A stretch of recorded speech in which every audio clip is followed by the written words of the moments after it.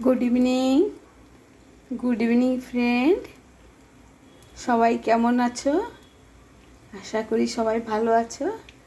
দেখো, আজকে রাতের জন্য আমি ডিনারে খাওয়ার জন্য একটু নিরামিষ আলুর দম তৈরি করছি, তোমাদের দেখাচ্ছি। তা আমি কড়াইতে তেল দিয়ে এখানে পাঁচফোড়ন দিয়েছি, তেজপাতা দিয়েছি, আর শুকনো লঙ্কা দিয়েছি, আর 3টে এলাচ দিয়েছি।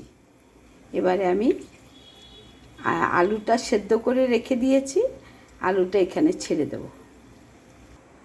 আলুটা সেদ্ধ করে রেখে দিয়েছি, খোসা ছাড়াইনি, ভালো করে ধুয়ে সেদ্ধ করে নিয়েছি। খোসা সমেতই আজকে আলুর দমটা রান্না করব। আলুটাকে ভাজতে বসিয়ে দিয়েছি।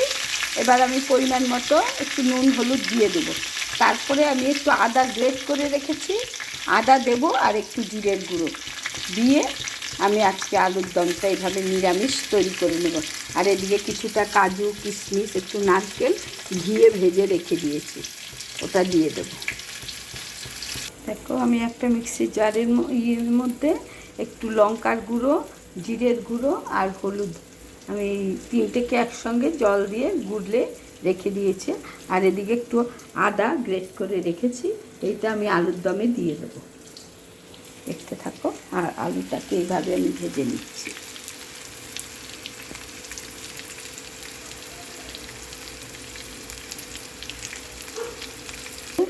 আলুটাকে ভাজার পরে আমি আদাটা দিয়ে দিয়েছি, আর এখানে যে মশলার গুঁড়োটা জল দিয়ে গুলে রেখেছিলাম সেটা দিয়ে দিয়েছি।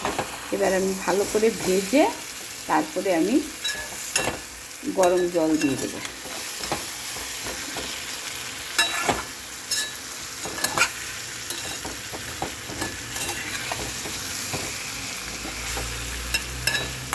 টক দই দেবো। এরপরে ভালো করে ভাজা হবে, আমি একটু টক দই দিয়ে দেবো।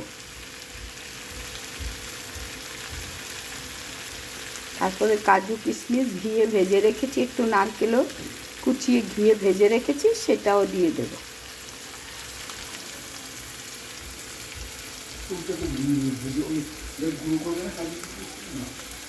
করবো দাঁড়া।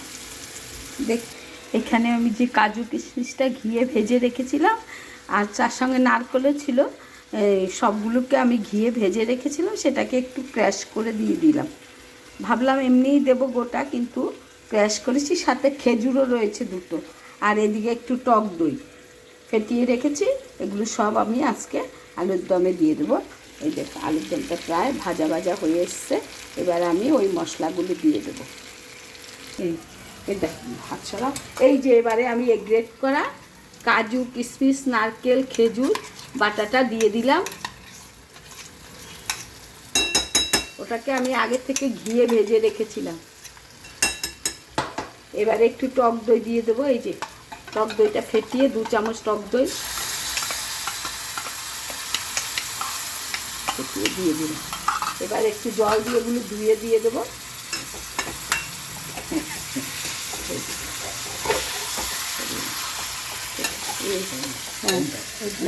হ্যাঁ, এই একটু গরম জল দিয়ে দিলাম।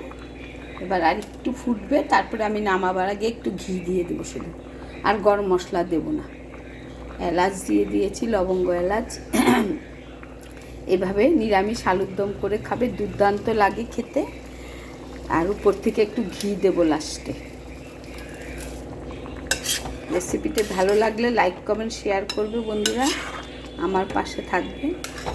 আমার ভীষণ ভালো লাগবে তোমরা যদি আমার পাশে থাকো। সবাই সবাইকে সাপোর্ট করো, সবাই ভালো থাকো, সুস্থ থাকো।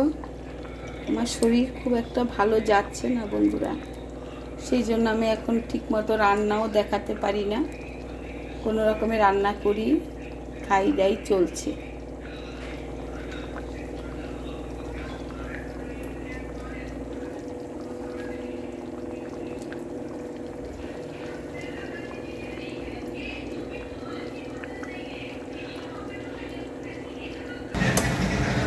রাতে পরোটা, আলুর দম আর পায়েস।